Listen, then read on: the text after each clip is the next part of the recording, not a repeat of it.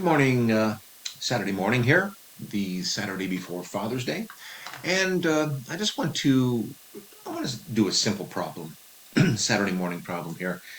And it says here, an airplane flies 20.0 kilometers in a direction 60 degrees north of east, then 30 kilometers due east, then 10 kilometers straight north. How far and in what direction is the plane from its starting point? This is a vector problem which illustrates the idea of displacement.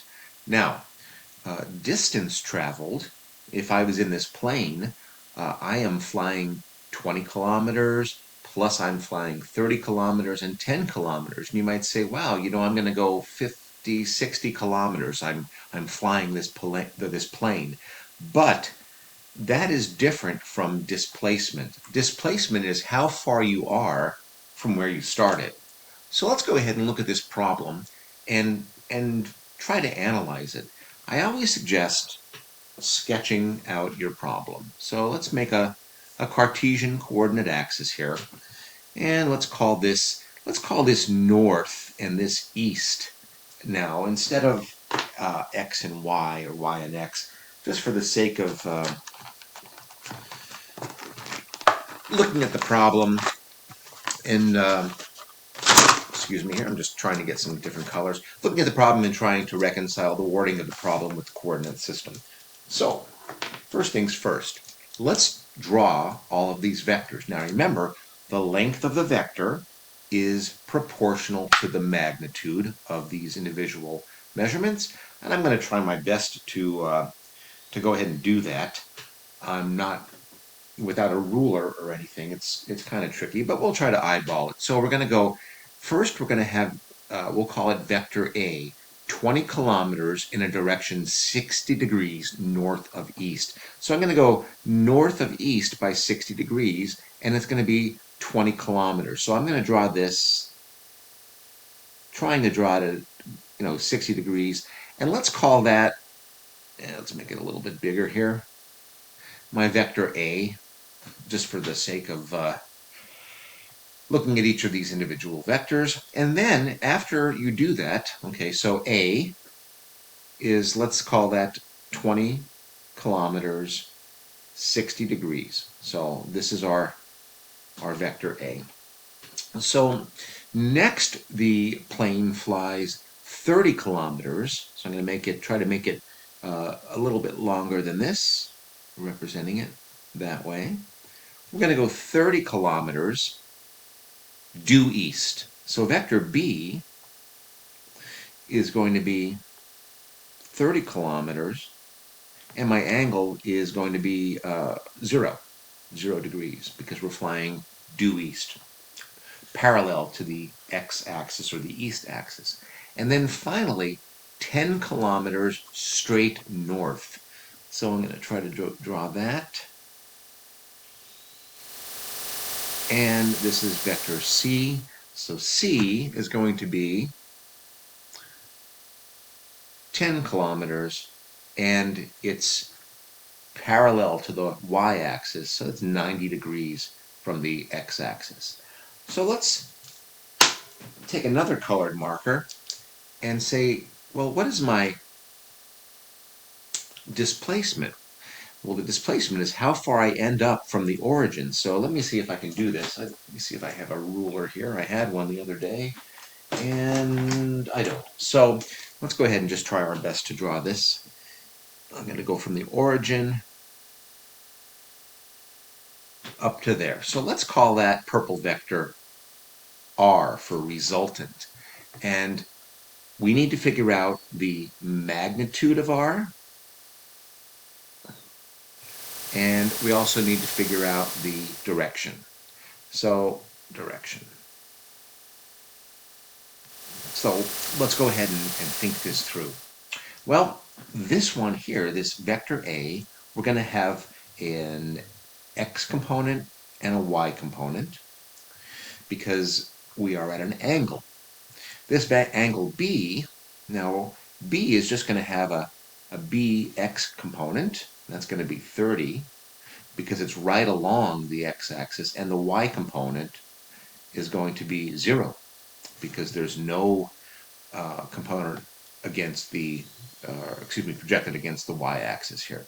And finally, vector c is parallel to the y-axis, so it has no x component, but it has cy is going to be equal to 10. Well, we need to figure out ax and ay, and we can do that easily because we know that ax is going to be equal to 20 kilometers times the cosine of 60. So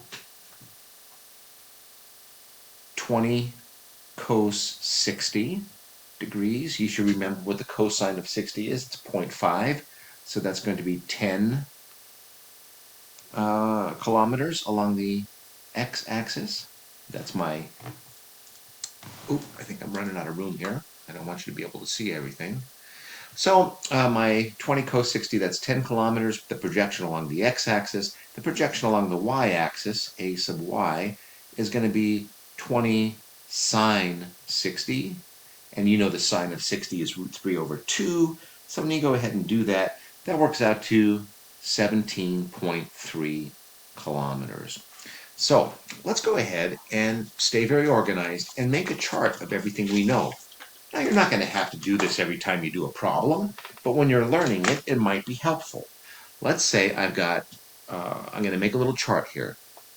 Distance, that's going to be my first entry, and then angle, I'll just call that theta, and I'm going to call this x component, and then y component, and let's fill it all in. So I have angle A, or excuse me, a vector A, B, and C.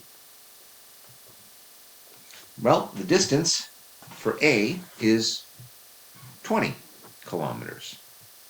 The angle was 60 degrees. The x component was 10 kilometers.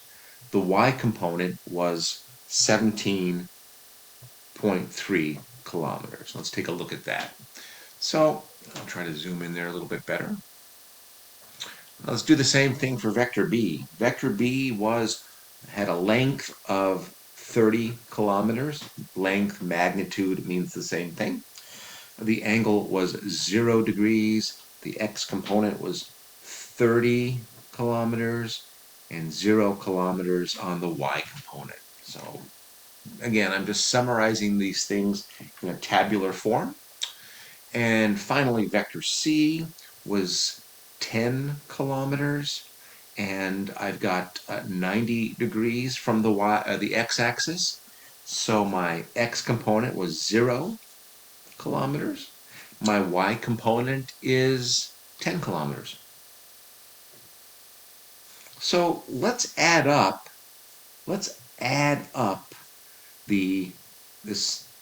this symbol means to sum all of the x values and all of the y values. So 10 plus 30, that's going to be 40 kilometers. Now this is for the resultant. Let's add up all these. The y values will be 27.3 kilometers. So we have the x component of our resultant and the y component of our resultant. And now all we have to do is use a little bit of geometry to figure out the resultant vector. So vector r is the resultant. Well, first things first, we can get the magnitude of r. Remember that symbol means the magnitude. And we would use the Pythagorean theorem for that. That's going to be 40 squared plus 27.3 squared. And when we go ahead and do that, you're going to get 48.4 kilometers. Okay, so there's your part of your displacement. You're 48.4 kilometers from your origin. Now, to get our angle from the origin, or from the x-axis, excuse me, we know that the angle is the arctan of the y component, 27.3, divided by 40, and when you do that, you get an angle of 34.3 degrees. Let's take a look at our picture again, see if that kind of makes sense. Again, this is 30, so that's a little bit bigger than 30. Matter of fact, what did I say it was here? Well, this was 30, and this was the length here of 48, so it's quite a bit larger than 30. And this angle here worked out to be whatever we said it was here, 34 degrees. And again, this drawing is not to scale. If you took a protractor and you took a ruler and you drew this perfectly to scale, you would come up with numbers that you could measure, which should be perfectly in tune with this. Now, my drawing wasn't that great. But this is just a simple problem to show you how to break up your vectors into components, add your components, get the resultant vector and the angle. We're going to be doing lots of these, so this is how I would say to approach a problem. And notice what I've done here. Read the problem, I've sketched it out, I've copied down the information in an organized fashion, I've rearranged the information in tabular form. You don't always need to do that, but if it helps you to do a problem, if you stay very organized and very neat, keep your handwriting neat, you're going to be in much better shape. So just a little problem to look at on a Saturday morning or whenever you get a chance. And little Harley passing by here. What I will do is maybe come up with a problem that you can try. All right, have a great day, and happy Father's Day tomorrow to all the fathers out there. Hopefully none of you in the class, I don't think so, but to your fathers. So anyway, take care, guys. I will see you next video.